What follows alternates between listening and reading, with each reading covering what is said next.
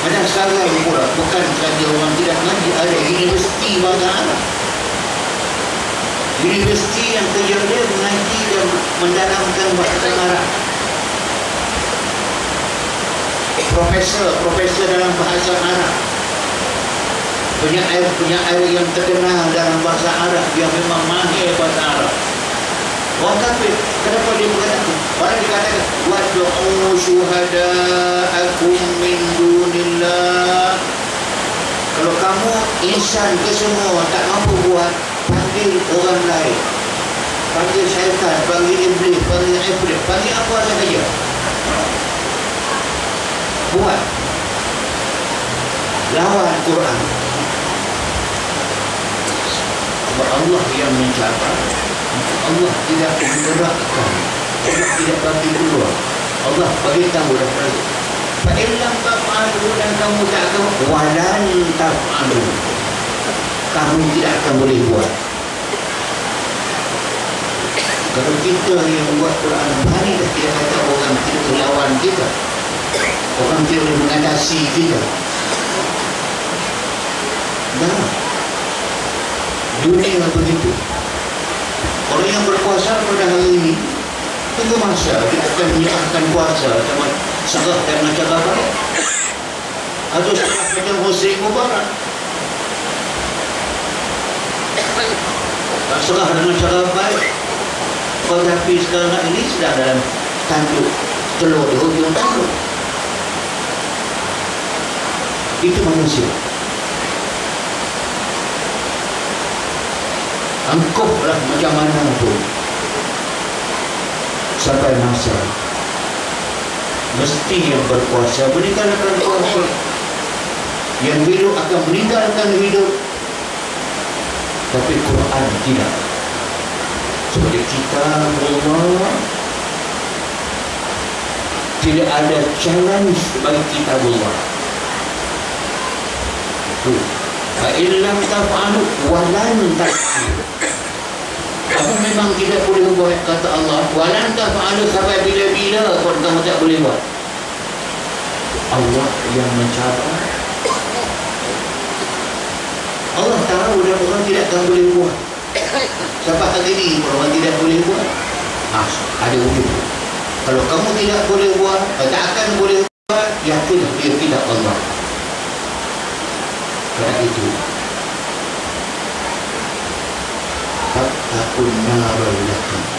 takutlah kepada perhatian Allah Subhanahu wa ta'ala. Ya Allah sebutkan yang tidak terima kitab ini, yang menolak kitab ini. Apa tu'minuna bi ba'dil kitab wa takfuruna bi ba'd, fama jazaa'u man yaf'alu dhalika minkum illa khizyun fil hayati dunya wa yawmal qiyamah yuradduna ila asyadil adab wa wallahu bighafilin amma ta'malun. Kalau kamu tidak boleh buat, kamu kena yakin dia kitab Allah yang sempurna, kitab yang tidak ada batil padanya. Sepatut jadikan dia sebagai pedoman kepada hidup kamu. Peganglah dia, laksanalah dia merupakan jalan mengajak manusia daripada mula Quran. Dalikal kitab la raiba fihi hudan lil muttaqin. Kitab Quran ini jangan kamu ragu, jangan kamu takkan sebarang keraguan, sebarang syak sangka ada yang tak kena, jangan. Dia kesemuanya kena, semuanya betul. Dialah kitab yang akan memberi hidayah kepada kamu, petunjuk kepada jalan untuk bertakwa kepada Allah Subhanahu wa ta'ala. Jalan inilah yang akan menyampaikan kamu kepada kebahagiaan dunia, yang paling penting sekali kebahagiaan di akhirat. So, ini yang Nabi kita bawa, ini yang Muhammad bawa kepada manusia yang telah berjaya meyakinkan orang zamannya. dan mereka melaksanakan tuntutan Quran ini sepenuhnya. Persoalan yang sentiasa kita terpaksa kena mengulang, menyebut berulang-ulang kali. Soalan besar, adakah kitab Quran ini menjadi panduan kepada umat Islam hari ini? Tidak usah pandang jauh, usah banding kita dengan masyarakat Arab dan sebagainya. Banding kita 54 tahun kita merdeka. Berapakah daripada isi Al-Quran itu telah diambil oleh pihak yang berkuasa menjadi panduan dan ikutan dalam kehidupan umat pada hari ini.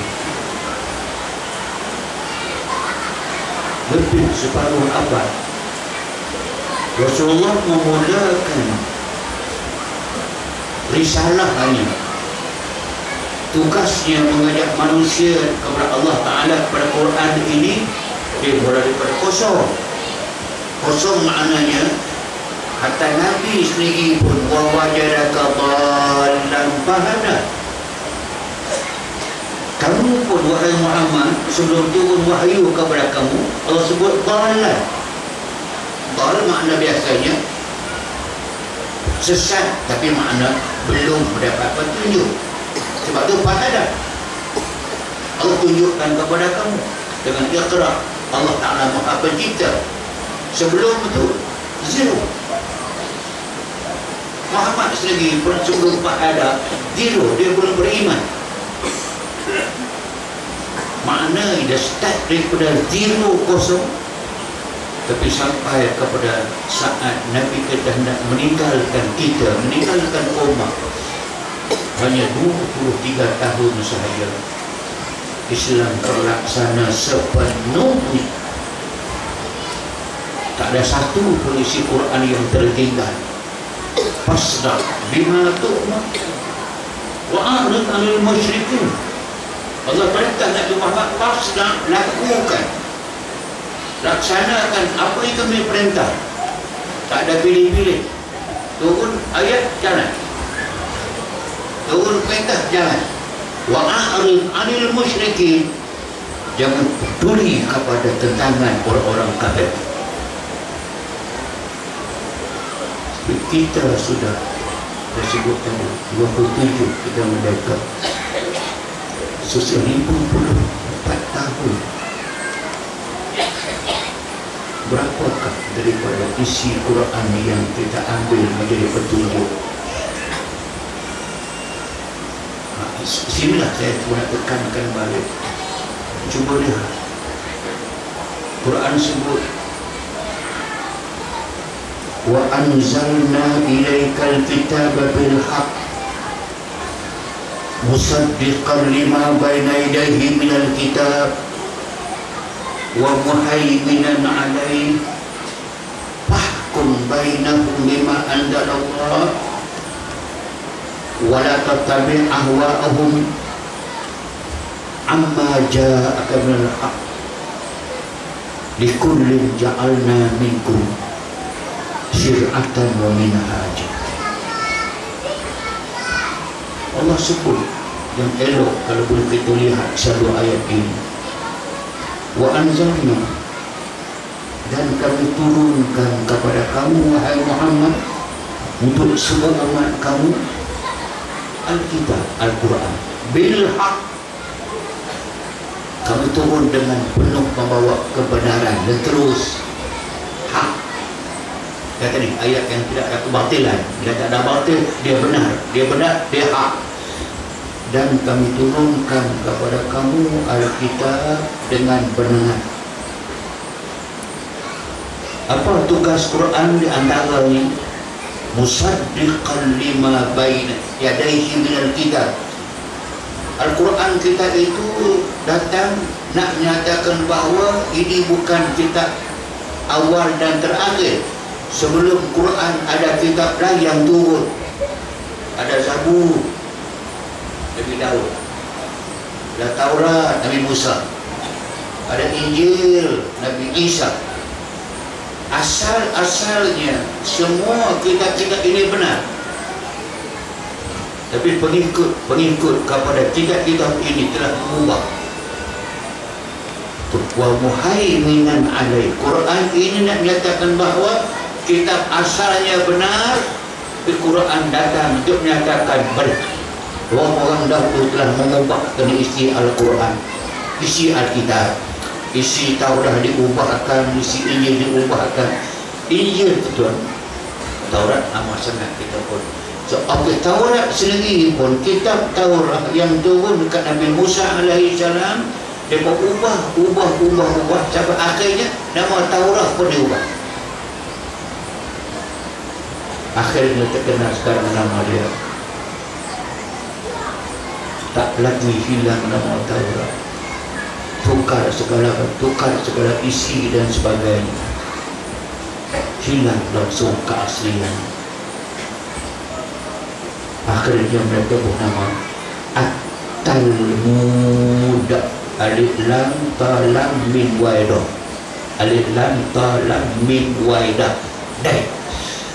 Nama dia At-Talmud. Hilang nama Taurat.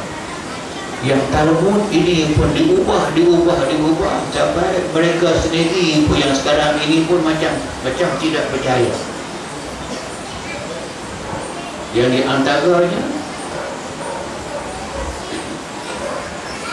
yang boleh menjadi orang Yahudi hanya orang-orang yang berketurunan Nabi Ishak sahaja, Bani Israel. Bani Israel sahajalah umat yang berhak menjadi agama mereka, agama Yahudi. Selain daripada orang-orang Bani Israel ini, mereka adalah Umamiyun. Umami maknanya binatang-binatang yang boleh dibunuh dan diperkosa.